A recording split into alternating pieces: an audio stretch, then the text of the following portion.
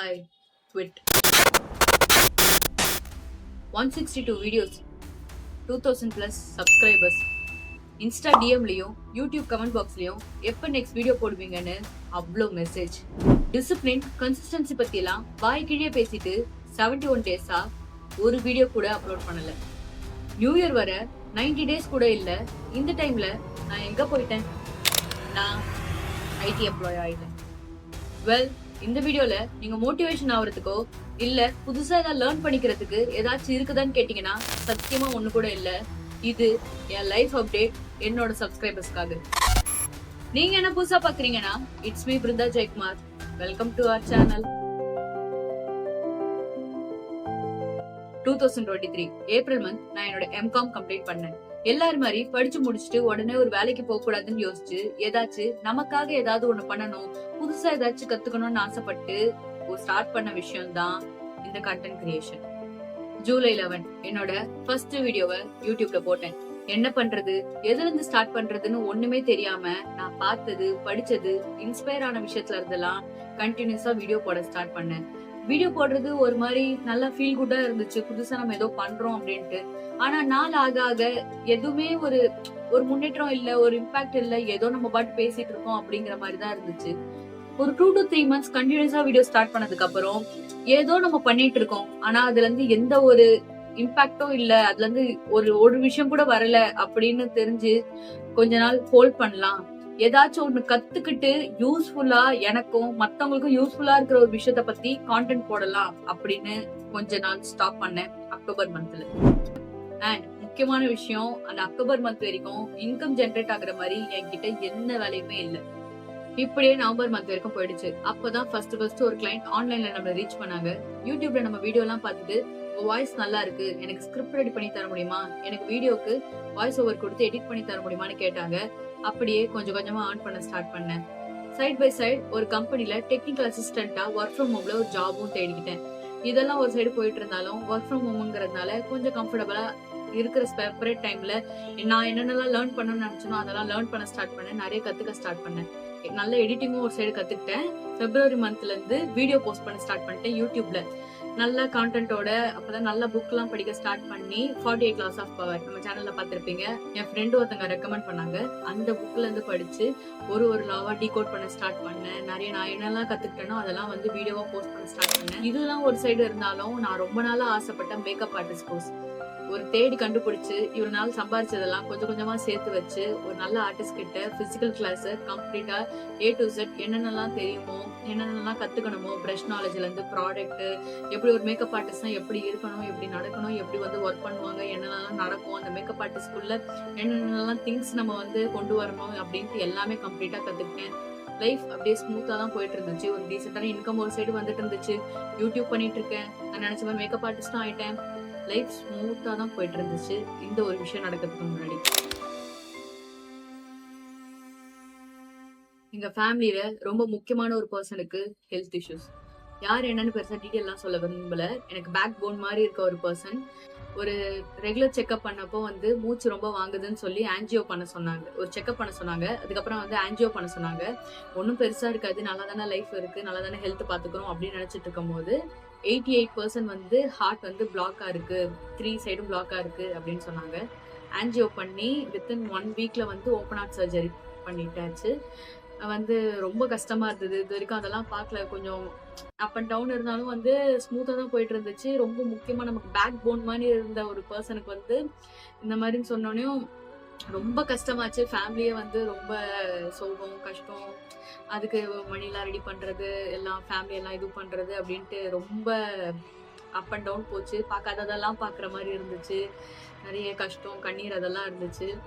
அதெல்லாம் கொஞ்சம் கொஞ்சமா அந்த டைம்ல மொத்தமா ஹெல்ப்லெஸ், எதுவுமே இல்லாம ரொம்ப அமைதியா அப்படியே போயிட்ட மாதிரி இருந்துச்சு. அப்புறம் கொஞ்சம் கொஞ்சமா அந்த சிச்சுவேஷனையும் எங்க ஃபேமிலியோட நாங்க மொத்தமா கடந்து வந்தோம். ஆனா காட் கிரேஸ் எல்லாமே நல்லபடியா சரியாயிடுச்சு. அந்த பர்சனும் ஹீல் ஆகி நல்லபடியா ஹாஸ்பிட்டல்ல இருந்து ஆப்ரேஷன் நல்லபடியா முடிஞ்சு ஹாஸ்பிட்டல்ல இருந்து நாங்க நல்லபடியா வீட்டுக்கு கூட்டு நல்லா பாத்துக்க ஆரம்பிச்சிட்டோம்.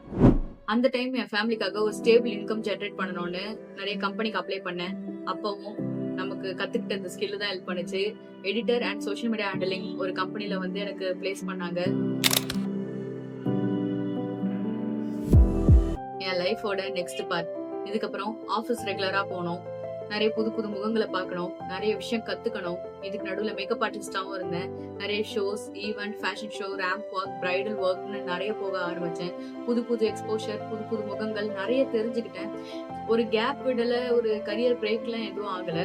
ஆனாலும் நான் ஆசைப்பட்டு கத்துக்கிட்ட இந்த கான்டென்ட் கிரியேஷன், எடிட்டிங், அது ரிலேட்டடா, யூடியூப் ரிலேட்டடா எதுவுமே பண்ண முடியலையேன்னு ஒரு எம்டினஸ், ஒரு கஷ்டம் இருந்துட்டே இருந்துச்சு. ஏன்னா ஆஃபீஸ் 9 hours ஷிஃப்ட் இருக்கணும். நம்ம இதுல 3 hours டிராவலிங்லேயே போயிடும். போக 1.5 hours, வர 1.5 hours அந்த மாதிரி போயிடும். ஒரு 50 kilometers டிராவல் பண்ற மாதிரி இருக்கும். காட் கிரேஸ் மெட்ரோ இருந்ததுனால கொஞ்சம் நம்ம எஸ்கேப் ஆகுற மாதிரி இருந்துச்சு. ஆனாலும் ஃபுல்லா ஒர்க்லயே நம்ம போயிடும். ஃபுல் டைம் நம்ம சிஸ்டம் முன்னாடியே உட்காந்துட்டே இருக்கிற மாதிரி இருக்கும். நம்ம ஆசைப்பட்ட அந்த யூடியூப் எங்கேயோ மிஸ் பண்ற மாதிரி ஒரு சின்ன இது இருந்துட்டே இருந்தது. ஆனாலும் என்னால புஷ் பண்ணி இந்த வீக்கெண்ட்ஸ்ல எடுக்க முடியல. ஏன்னா வீக்கெண்ட்ஸ்ல ஷோஸ் மேபி வந்துரும். ஏன்னா இந்த டைம்ல நிறைய ஷோஸ் நிறைய கண்டக்ட் பண்ண ஸ்டார்ட் பண்ணாங்க. ஃபேஷன் ஷோஸ் எல்லாமே அதுக்கெல்லாம் இன்வைட் பண்ண ஸ்டார்ட் பண்ணாங்க. அதுக்கெல்லாம் மேக்கப் போடுறது, இது பண்றது, அதுல போயிட்டு இருந்துச்சு. இல்லைன்னா ஃப்ரெண்ட்ஸோட வெளியில போறது, மீட் பண்றது, family get togethers, theatre, cinemas, அந்த மாதிரி நிறைய டைம் எல்லாம் ஸ்பெண்ட் பண்ண ஆரம்பிச்சு. வீக்கெண்டும் அப்படியே ஃபுல்லா பல்கா போக ஆரம்பிச்சிச்சு. இல்லைனாலுமே நம்மளோட பர்சனல் திங்ஸ், ட்ரெஸ் எல்லாம் வாஷ் பண்றது, அது ரிலேட்டடா நம்மளோட இதெல்லாம் ஆர்கனைஸ் பண்றது, இதெல்லாம் இல்லையோ அதுக்கு ஷாப்பிங் போறது, வீடை பாத்துக்கிறது, நம்ம பெட்டெல்லாம் வச்சிருக்கோம், பெட்டெல்லாம் பாத்துக்கிறது, அது இதுன்ட்டு அப்படியே ஃபுல்லாவே அப்படியே போயிடுச்சு இவ்வளவு நாள் இதெல்லாம். ஆனாலும் யூடியூப் மிஸ் பண்ணிட்டோம். எல்லாமே ஃபுல்லா போயிட்டு இருந்தாலும் யூடியூப் மிஸ் பண்ணிட்டோம்.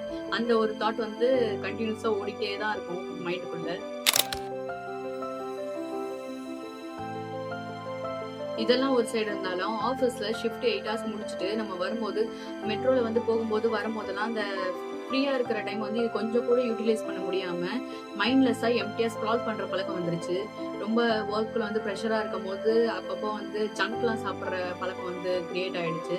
மைண்ட்லெஸ்ஸா ப்ரொக்ரஸ்டினேஷன் நிறைய ஸ்டார்ட் ஆயிடுச்சு. இது இப்படி பண்ணலாம் அப்படின்னு யோசிக்க முடியல. புக்ஸ் ரீட் பண்ற பழக்கம் கம்மியாயிடுச்சு. நம்ம ஆல்ரெடியே மைண்ட்ஸ் தான் ஸ்டார்ட் பண்ணோம். ஏன்னா எந்த பழக்கமே கிடையாது. சும்மா இருக்கிறது, இது பண்றது, ஃபன் பண்றது, ஜாலியா இருக்கிறது, இதுலயுமே தான் இருந்துட்டோம். ஜங்க் எல்லாம் சாப்பிட்டுட்டு அதெல்லாம் மாத்திட்டு லாஸ்ட் 1 year ரொம்ப கஷ்டப்பட்டு மாத்தி நம்ம நல்லா இருக்கணும், இந்த மாதிரி ஒரு நல்ல செல்ஃப் டெவலப்மெண்ட் பண்ணணும், நம்ம லைஃபுக்கு நம்ம தான் ரெஸ்பான்சிபிலிட்டி எடுத்துக்கணும்னு நிறைய விஷயம் கத்துக்க ஆரம்பிச்சோம்ல. அது எல்லாமே ஒர்க் போனதுக்கு அப்புறம் அந்த பேலன்ஸ் பண்ண முடியாம எல்லாமே அப்படியே இறங்க ஆரம்பிச்சிருச்சு. எல்லா மோசமான விஷயங்களும் பழக்கமாயிடுச்சு.